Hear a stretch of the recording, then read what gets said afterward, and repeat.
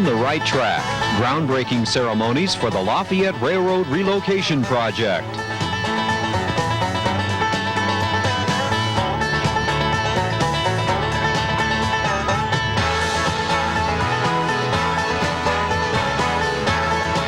Good afternoon. I'm Mary McDermott. And I'm Mike Pickett, and welcome to a Lafayette Gala, groundbreaking for rail relocation. It's been 60 years since the city of Lafayette first started talking about rail relocation.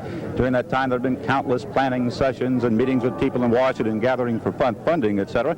And now it's becoming reality. Official groundbreaking ceremonies take place this afternoon, and during the next hour, we'll hear from some of the people who've worked long and hard to get Lafayette's rail relocation project on the right track. And one of those people who did work many, many hours developing the project is Kent Schutte, now a city councilman, but at one point he was the head of the Redevelopment Commission and actually the project director. Kent's going to help us out this afternoon. Kent, you got to be excited. Very excited, and I'm very happy it's not raining.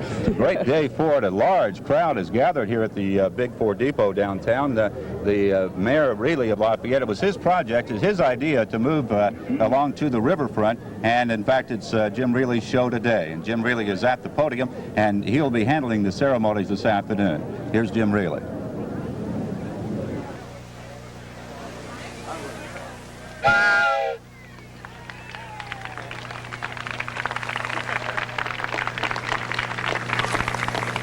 Good afternoon, ladies and gentlemen. Thank you very much for coming out for the groundbreaking ceremonies and celebration of Lafayette Railroad relocation.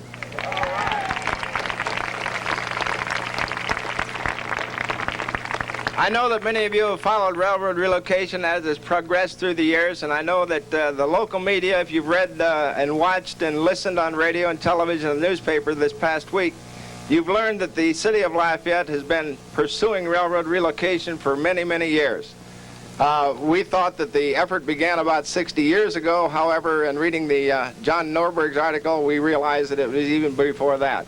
The president of the Monon Railroad in 1924 said the problem will become so serious at some time in the future that we'll all get together and we'll get the job done. And that's what we're here for today.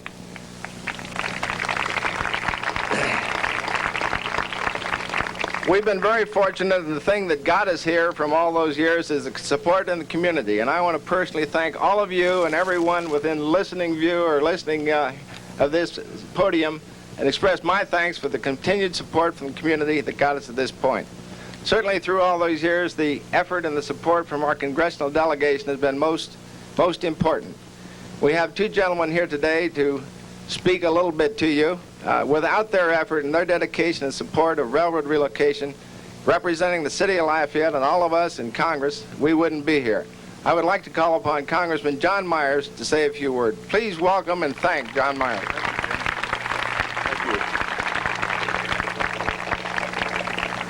Thank you, Mayor Jim, my colleague in the Congress, and the dignitaries here in the legislature, and all the dignitaries here on you call this a stage? Governor Mutz?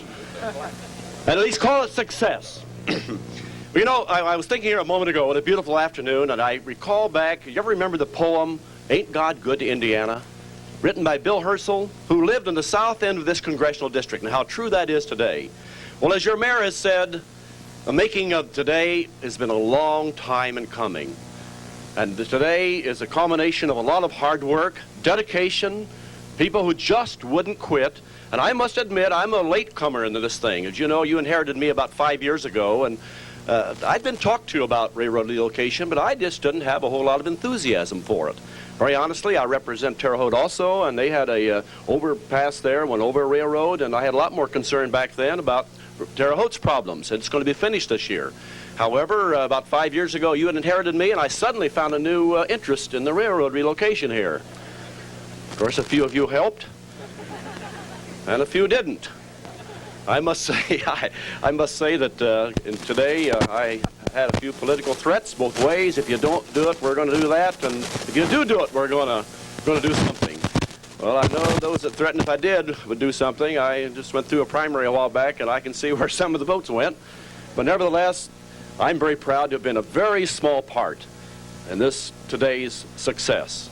And the people here on the platform and many out here as we're looking here, I've seen people who have been jabbing me for the last several years to do something about this in the House of Representatives.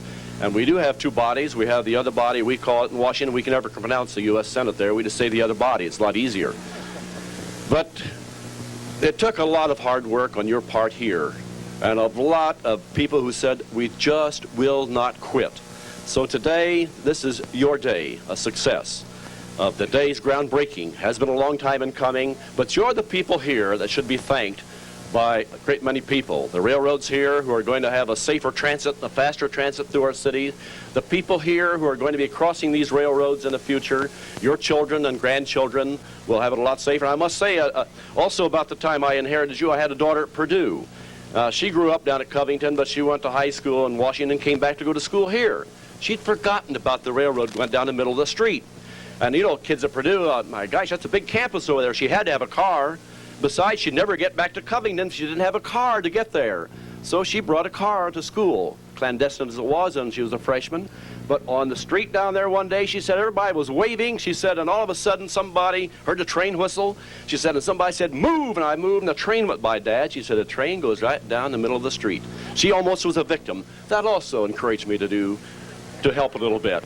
So today, thanks to all of you for making this day possible. There's a lot of hard work yet to be done, though. Today's just the first big step for Lafayette. Congratulations to you.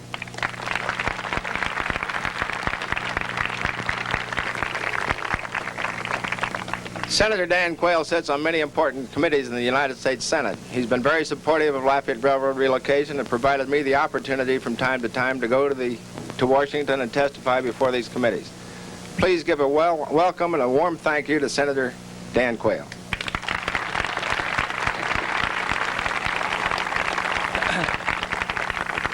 Well, thank you very much, Mayor, and congratulations to you and the testimony that you have given, because today is certainly a great day for all of you. It's an accomplishment that you have achieved. Senator Lugar wished that he could be here and was expected to be here, but he unfortunately is unavoidably detained and will not be able to make it here. But he did want to send his best regards, and I can only tell you the number of years that coming from Huntington that I've been coming down to Lafayette. And my wife, who graduated from Purdue University, I thought there was only one thing that the people of Lafayette loved, near and dear, would never let go of, and that was the Purdue Boilermakers. But I found out that there's a second thing that the people of Lafayette love so dearly they'll never get rid of, and that is railroad relocation.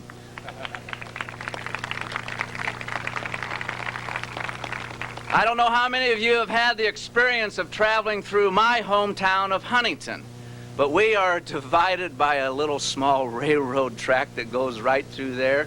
And with your success story, I have told our founding fathers and mothers of that community that they ought to come down and visit the folks in Lafayette on how to get organized and get railroad relocation moving, because you all have done it. You have succeeded. And I can just say that the victory and the feeling of success is yours. Certainly it's a partnership. The local government is involved, the private sector is involved, the state government is involved, the federal government is involved. It is a partnership working for the betterment of Lafayette. But if it hadn't been for your sincere interest, your sincere dedication over all these months and years, today would not to be recognized.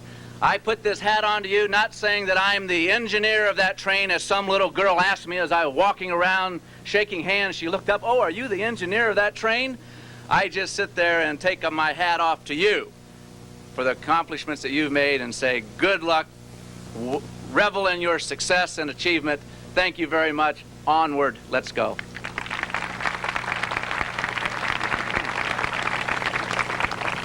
As the Senator said, this has been a partnership of local, state, and federal government, and federal agencies and state agencies working together. Without the support of Lieutenant Governor John Much a few years ago in helping support legislation that was introduced by our local representatives, we would not have had the state participation that we presently enjoy. So I'd like to ask John Much to step to the podium, and let's give him a warm thank you.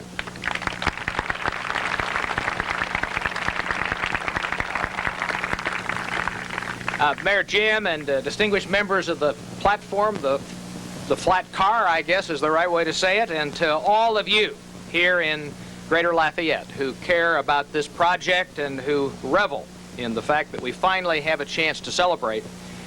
In 1861, Abraham Lincoln journeyed by train from Springfield, Illinois to the Capitol to accept the oath of office. And he came through Lafayette, Indiana. And he had to change trains here, and I suspect that may be the first time the federal government realized there was a need for railroad relocation here in Lafayette, Indiana.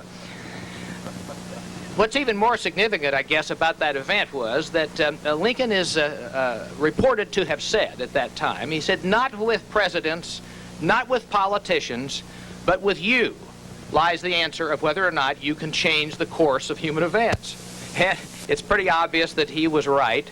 It's pretty obvious that a groundswell of local support that finally culminated in this remarkable partnership that we have described here, that's why we are able to celebrate today. So on behalf of my colleague, Governor Bob Orr in state government, the state of Indiana, all those folks connected with railroad relocation at the state level, your members of the Indiana General Assembly who are here joining us on the platform, it's my pleasure to congratulate you and all those responsible. It's a great day for Greater Lafayette.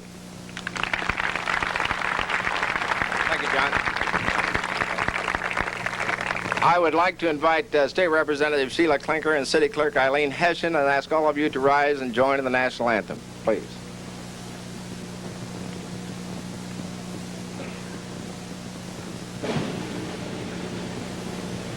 Oh, say, can you see by the dawn's early light what so proudly we hail at the twilight's last gleaming, whose broad stripes and bright stars through the perilous fight o'er the ramparts we watched were so gallantly streaming, and the rockets' red glare, the bombs bursting in air, gave proof through the night that our flag was still there.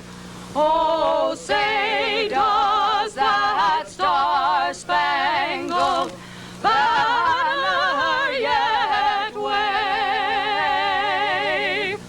o'er the land of the free and the home of the brave? Very good.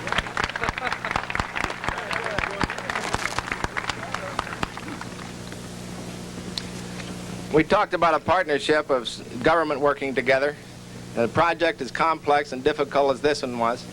Without the cooperation of the railroads and the assistance and the guidance and advice, we would not be standing here today either.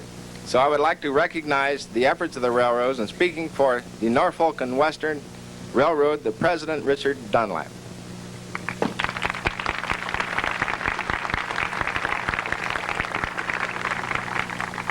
Thank you, Mayor Jim. It is a pleasure, really a pleasure, to be here representing Norfolk and Western Railway and Norfolk Southern Corporation. Just before we sat down, Jim reminded me that we met, he and I, back in the year 1972, when we really, for all practical purposes, kicked the football over the goalpost. Yes, as has been said today, the initial plan stemmed back, according to my research, to the year 1926. But 72 was really the year. And yes, through your efforts, and through the efforts of the government, your governmental representatives, but more important than anyone, and I'm sure you realize this as much as I do, that your mayor, Jim Reilly, is the real spark plug, so persistent that you'll never know.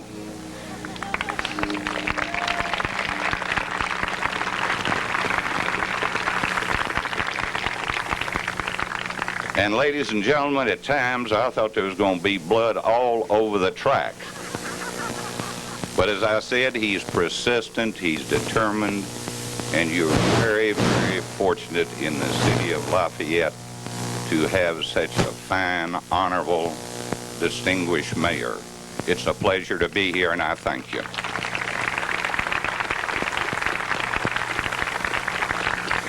Thank you very much, Mr. Dunlap. Speaking for the CSX Corporation, the holding company of the L&N Railroad, I'd like to call upon Mr. Richard Sanborn, please.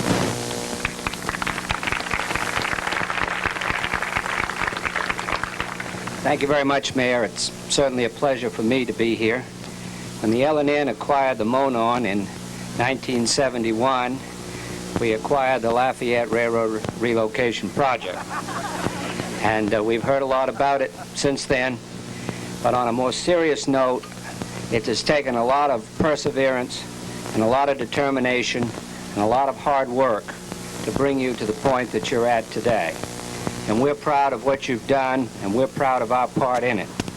And I want to tell you all, and tell the mayor and all of the members of various branches of government here, that you can rely on Seaboard and L&N and CSX to be with you until this thing is finished. Thank you very much. Our live coverage of On the Right Track, groundbreaking for Lafayette's rail relocation project, will continue following this.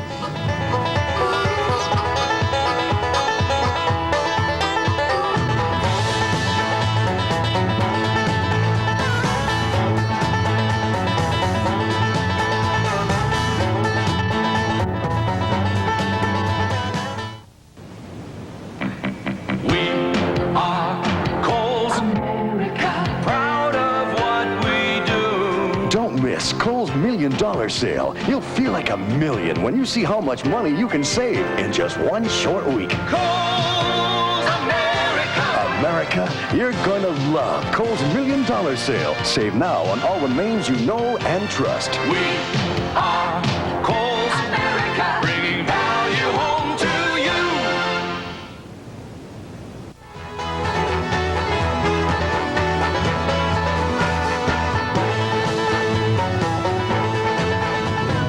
As we told you earlier, Kent Schutte, now a Lafayette City Councilman, but one-time redevelopment director, was really instrumental in the early days of the rail relocation plan. In fact, it was during the Don Blue administration when a company called Spread Upton Parcell had looked at our city and a way to develop things, and we were into a plan called the C3 plan. That was basically a trip through the middle of town for the rails, but things have changed in that time. Walk us through it. Well, at the time, that particular study was being done by Don Blue's Railroad Study Committee with money from the city, and they were in the process of selecting the C3 plan, which ran on the N&W corridor through the city. And basically, what disturbed me at the time, being the new redevelopment director, was the amount of relocation that would require, because they actually had to build a temporary corridor for the N&W outside of the trench, which would have had a real impact on the inner city. So, though they were adopting the plan, I had concerns about it, but I had no real ability to do anything about it at that time. However, along comes Mayor Jim Reilly, who was at the councilman early on, with some ideas to move it along to the riverfront, something you weren't really excited about at first time you heard of it. Well, the S&P study had a riverfront corridor in it, but it involved an elevated trestle that swung out over the golf course. And so when the newly elected mayor said, "I'd like the riverfront plan," I thought he meant the one that had been in the S&P study. But as he conveyed to me his knowledge of the north end of the city, where he was elected from as a councilman and later as a mayor, they really had a knowledge of the old interurban railroad, that what we called the Lafayette Belt Railway, which gave us the way down for the N&W, which didn't require the trestle, into what was then the old Wabash-Erie Canal right-of-way. And the combination of those historic transportation systems actually began to put together the schematic design of where the trains could go together. So, a lot of milestones, though, in the course of getting to that point. Some important things happened along the way. In fact, while you were in charge of the project, tell us some of them. Well, first of all, Mayor really let me stay on. Having been appointed by the Republican mayor, that was my first hurdle. And during my first months as redevelopment director, volunteers, citizens came forward to help because we really didn't have a budget. Ken Knevel, who became the project manager, was a student of architecture at Notre Dame at the time, and he came forward. So did Lillian Cody, both of who eventually became directors of departments for the mayor. So it really kind of happened somewhat naturally during those early years. I think the real important steps were, first of all, the mayor's desire to make it work, and Lilly Endowment and the federal government were both headed towards Lafayette at the same time. So the combined funding of the city and the mayor's support, Lilly Endowment, and the federal transportation study really gave us the ability to really work it out. Being named a national demonstration city certainly made a difference early on. Very much so. And when we were named one of the 3 cities that the federal government would study of the original 12, that really gave us the ability to get the Lilly money, and that really made the difference. So bring us then up to today. Now, there were at one time a number of demonstration cities. It was basically a fight for money, right? Well, a fight for money, and then, you know, when will it finally be finished? I can't answer that question. I think the tribute today is that we know how we would like it done in our town. We've got the plans done.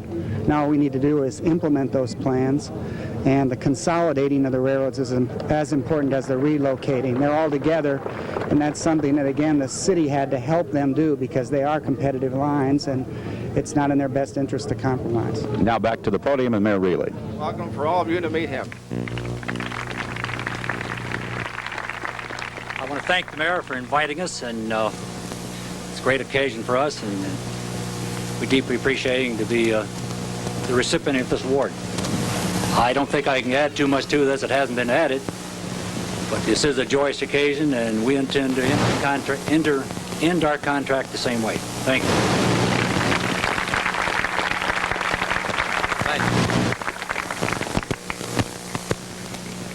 We worked very closely with the Indiana Department of Transportation, and through that particular agency, we were successful in obtaining some state funds to carry the project forward.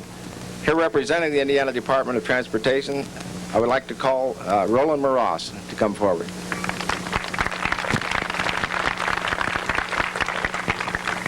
Thank you, Mayor. The governor could not be here today and asked that I extend his best wishes to you. I know he shares in the excitement, the enthusiasm that's culminating in this historic day, and along with Lieutenant Governor Mutz has been very supportive of this project.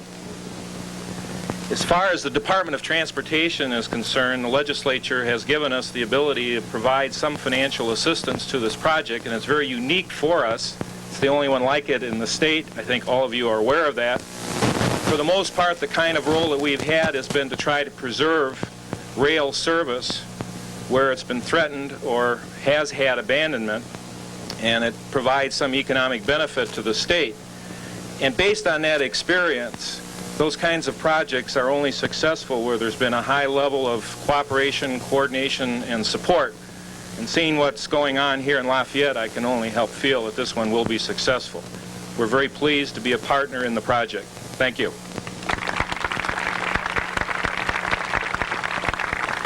In recognition for the effort put forth to the city of Lafayette, and in recognition for the coming here today on special occasions, for them a little remembrance for the occasion, we're presenting this artwork to all the speakers that spoke here this afternoon.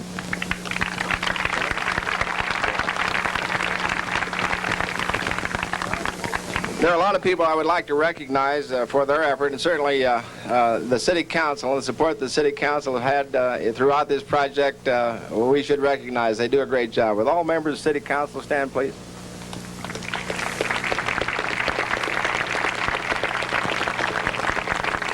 The City of Lafayette Board of Public Works and Safety.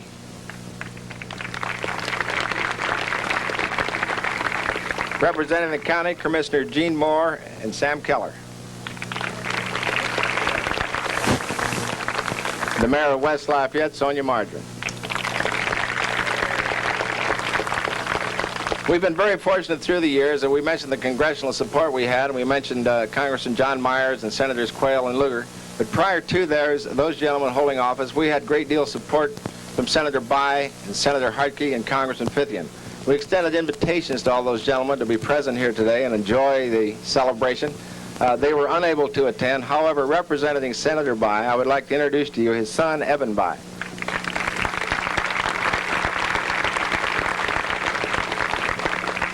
Our local state representatives are very influential, and they introduced legislation to the Indiana General Assembly to change the law that permitted the state participation in the city of Lafayette to work together in this program. Introducing and sponsoring that was our Senator Gary, Senator Harrison, State Representative Stan Jones, and State Representative Sheila Clinker.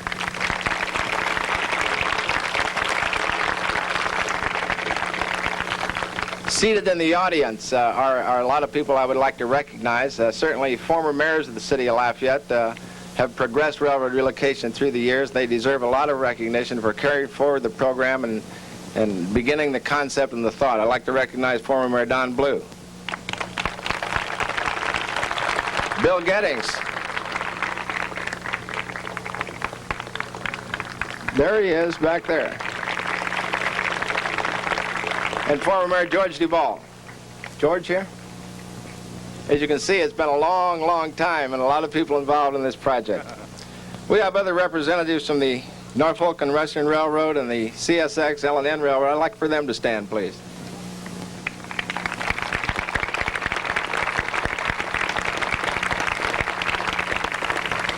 Two gentlemen who were the representative of the Kaiser engineering firm who did the preliminary design and the design work are here today, Dub Warham and Don Suby.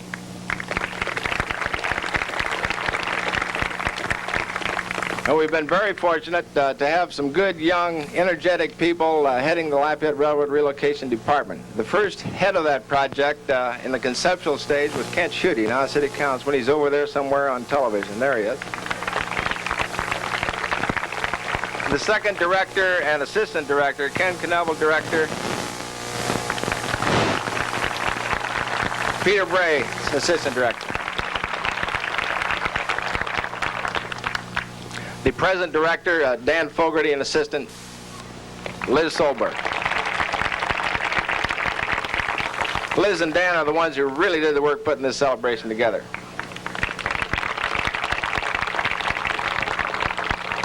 And representing the construction management firm, Jim Litke from the firm of Howard, Needles, Tamman, and Bergenoff. Jim? Again, let me express my appreciation to all of the guests who came here today and many who made a special effort to get here. And let me again express my sincere appreciation to all of you for the support through the years that got us to this groundbreaking ceremony. Now, I'm going to go over here in a minute and lift a golden spike from the tie. And I'm going to present it to the congressmen and the senators, and we're going to hold it up for you to look at. But first, I would like to read you the official notice to proceed. It is a requirement after the bidding process and everything is cleared out that the contractor receives in order to begin the project. Now, if I can find my glasses, I'm going to read the fine print. It's from W.J. Rittman, Chief Division of Construction, Indiana Department of Highways, to J.M. Foster Company, Gary, Indiana. Gentlemen, you are hereby notified to proceed with the construction of the Wabash Avenue segment of the Lafayette Railroad Relocation Project. We finally got it. All right.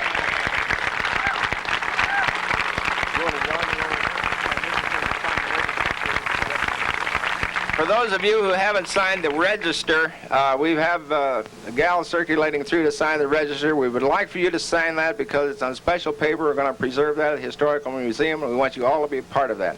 Let me pick the spike up and we'll get underway. Okay.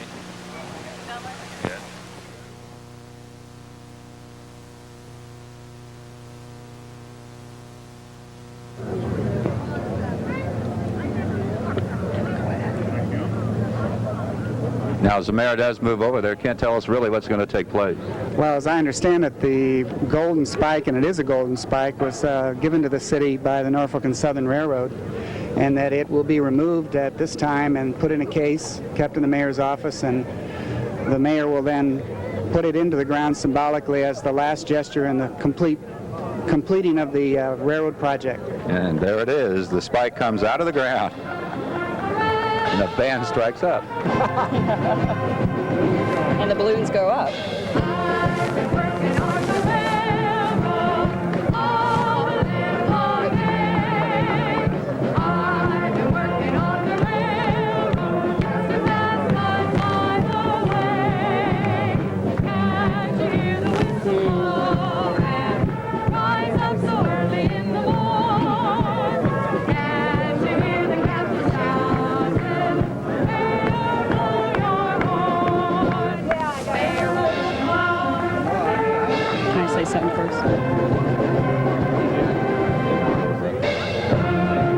I'll just make a real quick comment.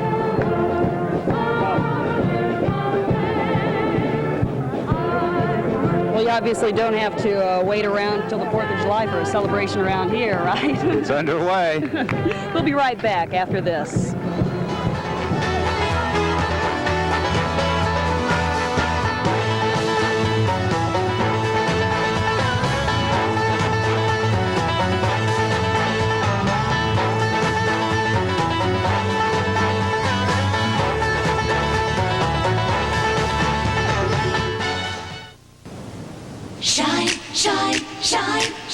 It's Target's Sunshine Sale. Sunglasses are all 25% off.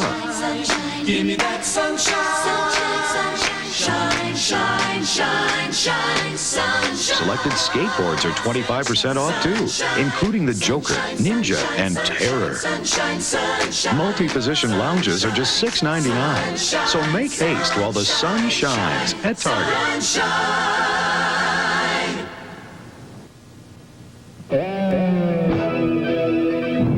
When Domino's Pizza delivers, quality comes first. We custom bake each pizza with carefully selected, skillfully prepared ingredients. Taste the quality. One call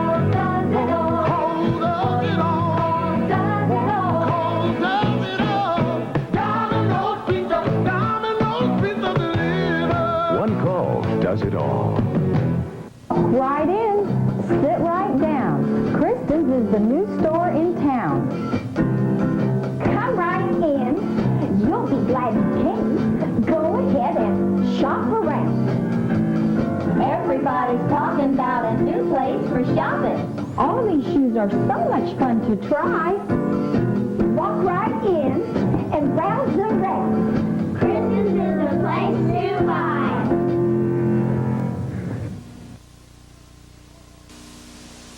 Sagamore, heating and cooling. You're always sure with Sagamore.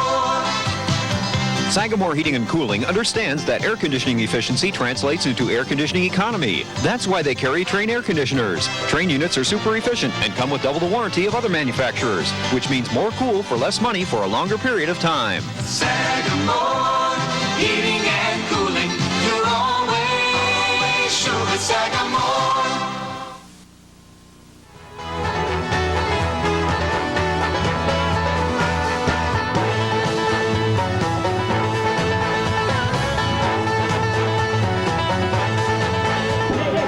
One question probably asked by many new residents and visitors to Lafayette is, why is it the tracks are running down the main street or down the middle of town?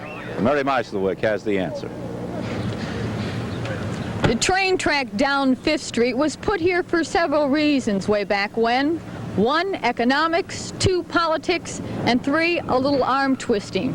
It was back in 1852 that the Crawfordsville and Wabash Railroad came as far as the edge of the city. Now, when the New Albany and Salem Railroad took over the C&W, it wanted to go through the city of Lafayette all the way to Michigan City.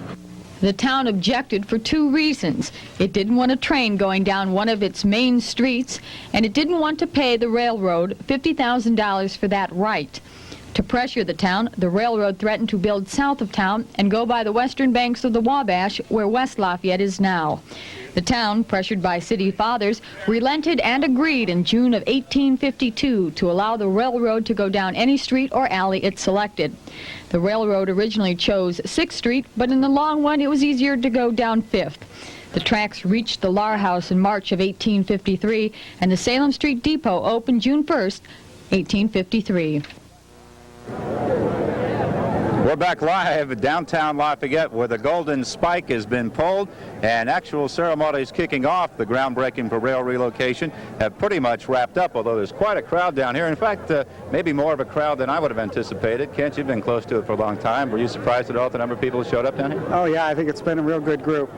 A lot of these people are directly involved or have been either in neighborhood concerns or working on representing different groups, as well as just normal citizens. So, yeah, it was a real good turnout. Quite an impressive ceremony, too, I think, and this has to be one of the highlights of the Jim Reilly career. I guess re-election is probably the big ones, but this certainly, rail relocation has been his issue and his baby for a long time, and it was a big deal for him. Well, I hope you can get him over here in just a few minutes, but I know putting that last spike in is now his goal. So. That'll probably be it. Now, tell me a little bit more now about what you understand is going to take place as actually we move beyond the ceremony and the real work begins. Well, we'll take care of relocating the first of the three railroads with this segment. The Norfolk and Southern line, which is the old Penn Central line, is going to be moved back from its current location at the Big Four Depot and put into the westerly position that it has to have the L&N and the N&W come in alongside of it in later phases. Kent, we're actually going to be creating about a 7-acre tract here that the city will own for development and eventual revitalization. As far as the long haul goes, my understanding is that financing isn't really completely wrapped up. There's a long way to go on that, isn't there? Right. I think, again, I would stress we know where we want to put it. Everybody agrees on that. We are now started, which puts us in an entirely different position in most cities. And it's a matter of time now until it's done. So you're a city council member now. What role will the city council be playing in all that? I vote yes. Besides that. Well, we've had a very good consensus in the current council that this was a project that was necessary. And it was tough there for a while when we were wanting to get started. You know, the magnitude of this project is really large, and it's a national transportation problem. So the city's done a good job, but it does appear like it's taken a long time. It took an awful long time to build the bypass on 52 at the top of the hill. Here comes the mayor. But Mayor Reilly finally with us. Jim Reilly slides in. This is your day. What do you have to say? Well, it's a great day, G. We had a nice crowd down here, and we got a lot of people from out of town to come that, you know, for a special occasion. It's hard to get that number of important people, the busy people, to come to a ceremony, but we were very successful in doing that. And the number of people that turned out in the city, I was very excited about that. This question's been asked a number of times of a number of people, but did you ever get to the point where you threw up your hands and say, I don't think this is ever going to happen? Well, we were discouraged a lot of times. That, you know, the complexity of this problem is so great, but I never really thought it wouldn't happen. And, you know, through the cooperation of a lot of people, we were able to get to this point in the beginning of the construction of railroad relocation. Jim, show us that golden spike that you have in your hand there and tell us the story. What's going to happen? Well, what we're going to do with that, we, of course, the symbolic gesture of picking it up, and then we're going to put this in a case. It'll be in my office, and when this project is finished, why we're going to use that as the last spike to be driven in completing the project. So we'll certainly have a celebration on that day, and hopefully it'll be as nice as it is today, and we'll get another good crowd down for that. I suggested early on that this might be the highlight of the Reilly administration, but I guess it's when that goes back into the ground, huh? Well, it is exciting, and you know, I guess contacting the number of people that we did today, I saw Ken Knevel and Pete Bray, the first time I'd seen them for a long, long time, brought back many memories. Mr. Dunlap spoke a little bit today when Kent and I went to visit Mr. Dunlap and present to him our idea of a possible corridor along the river. That was in 1972. And, you know, it doesn't seem like it's been that long. It seemed like it's gone by quickly, but it did bring back a lot of memories, and again, emphasize the amount of cooperation that we've had from the railroads, from the public, from the state and the federal government. And, you know, they say we've been persistent, and we have been, and we're going to continue to be. But without the support from the community, of course, why it would have all been for naught.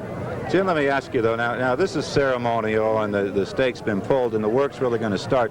What are the people going to be seeing when they're down in the southern part of town in the next couple of, well, I don't know how long this phase will last, and what will they see during Well, the they're going to phase? see a great deal of activity, and there's going to be some inconvenience. You know, there's some 73,000 cubic yards of soil that have to be moved, and we hope to capture that and use it for the city purposes.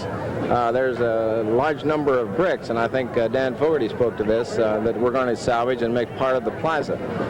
There's going to be a lot of dust. There's going to be some detours. There's going to be some inconvenience. Hopefully the people will recognize that and not get too upset. We're going to provide as a comfortable route around this particular area for vehicular traffic as we possibly can. But, you know, we always recognize that there are unforeseen things that happen. Some people will be dissatisfied and unhappy, but they can call us and we'll do our best to mitigate that sort of thing and make the whole experience as least uncomfortable as we possibly can. Any idea on how long this first phase is going to take? Well, probably 18 months. You know, I look at plans and designs, and I can't really read all those, but when I hear that there's going to be 73,000 cubic yards of dirt, my golly, that's a lot of soil. So we hope to use that. As I said, we're going to dump it on city property and hope we'll be able to utilize that. It's a lot of soil that we don't want to throw away, and if we have a use for it, we're going to save it. It's the same way with the bricks and other material that we pick up. So this day is just the beginning. We've got a long way to go. It really is, and you know, I guess the thing that's encouraging about it, you know, throughout the whole history of it, there's been a lot of disappointments, and Kent knows there's been times they say, well, what are we going to do now? How are we going to overcome that? But we have. And, you know, thinking things through, and I guess the persistence that we've been through it all, you know, the congressman, the senator, and state agencies mentioned that, and you know, we do that not to be a nag or a problem, but to keep them informed of the project, to let them know that this is a good quality project. We've got the support of the community. We know what we want to do, and we need their help. And so far, they've come through. Well, Mayor, really congratulations, and thanks for joining us. Thank you very much. It's one fine day for the city. Congratulations, Mayor. And our live coverage of On the Right Track, groundbreaking for rail relocation, will continue after this.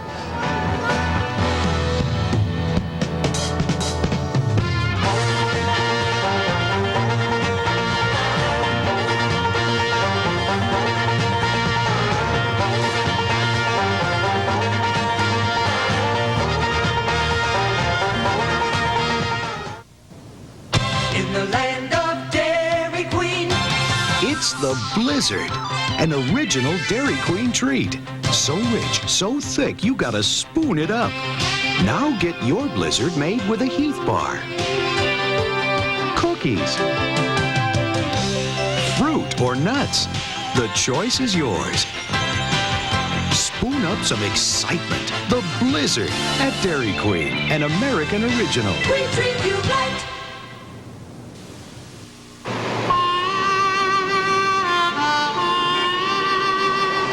The streets. For too many kids, it's a place to play, a place to learn. The wrong place. It's where they go when there's nowhere else to go. I know.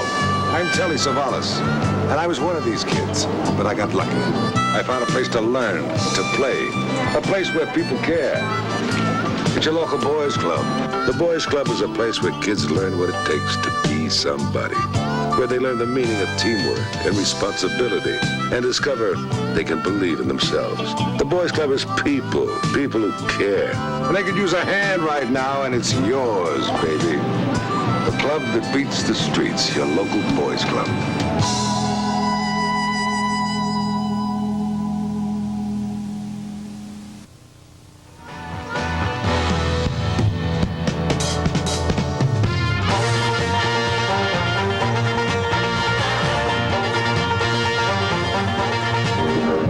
Since the railroads began coming through Lafayette, the number of systems that have passed through this town have been numerous. However, as Mary Meiselberg reports, there have been about almost as many train depots in the city as trains. Depending on how you look at it, Lafayette has had at least 12 passenger depots. Competing railroads have shared depots, junction houses, and platforms since railroads began in this city. What is now the Seaboard system had 5 places where passengers could board. Right near here was the Elston Depot. It was built in 1852 and was located 1 mile southwest of town. Other seaboard depots included the Market House in 1853. It stood where the current Farmers Market meets. There were 2 depots at this location at the corner of 5th and Salem, and the McDowell Limestone Depot, now the home of Lafayette Civic Theater. Nowadays, passengers can board at the 6th depot, the Lar House. The second railroad into Lafayette, the Lafayette and Indianapolis, which later became the Big 4 New York Central and later Conrail, shared the Elston Depot until they moved into Lafayette at the bottom of South Street and the canal in 1853. In 1903, the Big 4 moved across the tracks into the new Union Depot, which is now the Railroad Relocation Office. The third railroad into town, the Wabash, it built 3 stations. The fourth and last railroad, the Lafayette, Oxford, and Bloomington, later the Lake Erie and Western, and more commonly known as the Nickel Plate, now a part of Norfolk and Western, began leaving trains from a station on the corner of 2nd and South across from the Big 4 in 1872. That depot was damaged in 1893 by the Great Big 4 train wreck. In 1903, the Lake Erie and Western built the Union Depot, which was shared with the Big 4 and is most commonly known as the Big 4 Depot. A great crowd turned out for today's groundbreaking ceremonies, and a number of them not just officials, but railroad buffs. And Mary McDermott went out searching for them, and she's got some now. Mary? Mike, one of those railroad buffs is Jack Hawkins. You own a railroad hobby shop, is that right? Yes, that's correct. Today must be fun for you with all the trains around and all the people that are interested in rail relocation. Well, we're hoping for a little greater efficiency of railroad operations through Lafayette. This is something that I've been promoting as much as I can for a number of years. Have you seen the process as it's gone through the years then? Yes, in fact, I was part of the Chamber of Commerce Committee for a while that worked on that. So you've seen the frustrations and the hopes and the joys and everything. And some revisions that probably added to its attractiveness. So what do you anticipate in the coming years? Are you hoping that this all gets underway quickly, or? Well, I suspect we'll see some startup. The question is where the funding levels are maintained or not. Okay, we have a number of other folks with us today. Over here is Steve Klink, who's with the Downtown Business Center. Hi, Steve. How you doing? Just fine. Just fine. And today's a good day from your standpoint, too. Oh, beautiful. Yeah, we're excited with the project and hope that it adds to the downtown. What are you anticipating in the coming years? What would you like to see? Well, we're going to see a major traffic change because when the railroads move, so moves the streets. The one-way streets get changed around. And with the way that it's planned, we're hoping that it will have a positive effect on the downtown, but that's something that we're working with the Railroad Relocation Director all the time and monitoring their plans. And I guess as we all know, the railroad is so important to businesses in this area, so it's important that they be in the right place. That's true. Of course, the downtown businesses don't center on that as much, but we're hoping for an added beautification of the riverfront as we go. It's going to be difficult, but we're trying to help them push for that. Well, we'll keep a watchful eye. Thanks for joining us, Thank Steve. you. And one more person that we have here today is Dave Chambers, who is a railroad buff if I've ever seen one. You came ready today. I sure did. What's this day mean to you? Well, it means that I've been personally involved in railroad relocation in over 50 years. As a 14-year-old Boy Scout, on the April 25th, 1936, I worked with Troop 35 from Morton School on counting trains and cars delayed at the corner of South 5th and New York Streets. I worked a whole Saturday morning down there. Did you see a lot of trains and cars Yes, delayed? there were a lot more. There were a lot went through that day. Was that your question? Yes, exactly. Yeah, they sure were. And to me, this meant a realization of seeing a long era go by. And I didn't really ever think I'd see the day that it would happen, because I was only 14 then. I'm 64 now. So this has been going on since 1926. You have seen a number of problems develop from the railroad situation. That's right, and I've been involved in it since 1936. So it was only a 10-year-old project then when I got started on it. So lots of changes, and you're hoping for good things in the future. I sure am, and I hope to be here for every ceremony that takes place at this location. Well, Dave, thanks for being with us, and now let's go back to Mike. You'll throw a break. We've got a guy here, though, that's really involved in the project more than anybody else, the director of the Railroad Relocation Project, Dan Fogarty. Dan, a big day for you, no doubt. Oh, I'm really excited. I don't know that I'm the only one that's been involved in this by far. There's been many, many people that's made this happen, but we are very excited and very happy. Tell me what went into just the planning of the ceremony today. Well, many things. This thing started, the ceremony planning started 2 months back and involved an organization of other organizations which would help us, the Friends of Downtown, the whole cadre of people in the back of this program that's been handed out that's allowed us to do this. It exceeded the effort, it exceeded by far the effort, the abilities of any one or two individuals. It took many, many people to put it together. But now that the spike's been pulled and it's time to roll up the sleeves and start construction work, obviously it was a day that the people of Lafayette look forward to, or at least, and certainly those involved in the project. But what's going to transpire? Well, you're going to see an awful lot of dirt moved around down here as far as the actual construction. The power plant, this is down here, will be one of the first things to come down, and you'll see a temporary detour road which will come down beside the depot, which will get people around the cut when Wabash Avenue is being constructed.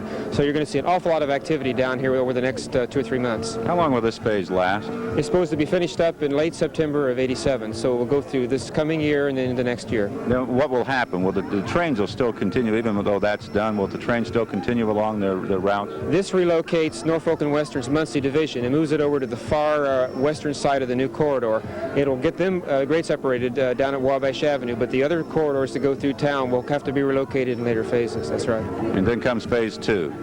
Obviously, the first thing there is it going to get paid for? Well, we have $5.3 million of it, and we're working now to reduce the costs by shifting parts of it into future phases. We're working with CSX Railroad on that, and we're also going to be looking for another appropriation.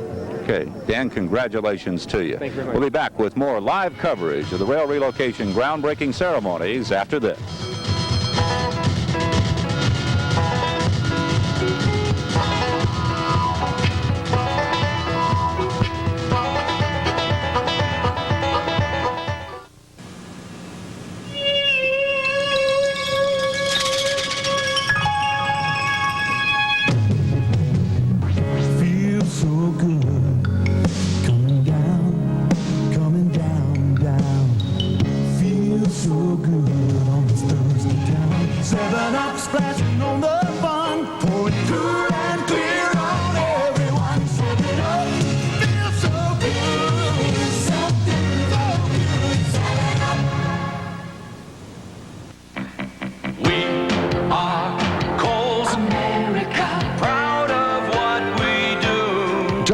Kohl's $1 Million Sale. You'll feel like a million when you see how much money you can save in just one short week. Kohl's America! America, you're going to love Kohl's $1 Million Sale. Save now on all the names you know and trust. We are Kohl's America, bringing value home to you.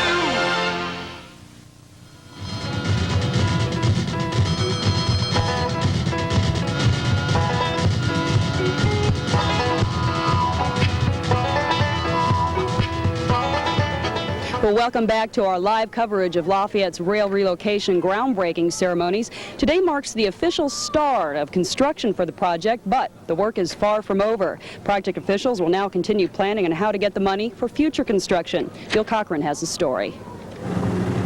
As the city of Lafayette gets ready to start building the rail relocation project, work continues trying to seek additional federal funding. This year will be especially critical as Congress must decide whether to renew authorization for roughly 19 rail demonstration projects scattered around the country. Relocation planners are now working on Phase 2. That's the intersection at 9th and Canal. In December, Congress appropriated $5.5 million for Phase 2 work, but the two-step battle this year, reauthorization and appropriation, means you have to keep planning and working even though you don't know what the end result will be. I mean, we're talking to the Seaboard Railroad about some changes in the 9th Street undercrossing project, trying to shift some of the costs into further phases. We've been talking to various groups of the state of Indiana about joint funding with us when we get these cost estimates revised for that. So it's an ongoing process. You can't back them up and wait for one to be finished before you start the next. The city will also try to convince Congress to pare the number of projects eligible for dwindling federal funds down from the original 19 authorized some years ago. there seems to be around 6 or 7 remaining truly relocation projects that exist throughout the country. So we're trying to make the case that since there are a relatively small number that are still participating in this program and have shown substantial progress, even to the point of beginning construction, like Lafayette is, that we should be given consideration for continued funding. Much needs to be done yet as the rail relocation project proceeds, and much of the concern is in Washington. And Dick Crisafulli is with the Federal Railway Administration. Dick, tell us what your administration actually does in terms of the involvement with this project. Well, the Federal Railroad Administration about 15 years ago responded to Mayor Reilly's request that we initiate a feasibility study in Lafayette to alleviate the railroad highway grade crossing problem. We were just at that time to undergo a study of rail highway safety problems in urban areas, and the Lafayette study fit in with our overall national study quite well, and we did this in conjunction with the Federal Highway Administration as well. At that time, we were kind of feeling our way around, and the very competent staff here in Lafayette persuaded us to use Lafayette as one of our prime demonstration cities. There were others. Tell us about them, or what's the status of them now? That's narrowed down from about 12 and a half. Certainly. Well, it's been a long time since I had any contact with many of these cities because we don't play a major role in this. The Federal Highway Administration is the one that is the responsible agency within the Department of Transportation to conduct these studies with the states and the cities. But as nearly as I can recall from some of the information I've received, Lafayette is in fact ahead of many of the cities in terms of progress. Now there are other cities that have been, as I understand, completed, and I think these were generally less complicated projects involving essentially highway rail grade separations rather than some very complex and complicated engineering which the Lafayette project involves. Our time is wrapping up, but tell us basically, if you can, quickly about the future. What's the prognosis for the rest of this project? Well, the Lafayette project, of course, is a very unique project in that it is a demonstration project. It seems to me that the future is between the constituency and their elected representatives nationwide. This is not a regular program which was instituted by Congress, at least not yet. So therefore, it will have to be instituted officially by Congress, and the various cities and locales will have to contact their elected representatives to institute any kind of program action. Dick Crisafulli, thanks very much for being with us. Thank you. Mary? And that's it for our coverage, our live coverage of Lafayette's rail relocation groundbreaking ceremonies. We thank you for joining us today. And we thank Ken Schutte for being along and providing some expert commentary. We'll have highlights of this ceremony on the early edition of News Service 18. Join us for that tonight at 6. Good night. Strong, better than ever. Here's where you belong. No holding back now. On the right track now. You're making Lafayette great. We've got the winners. Share that hometown pride.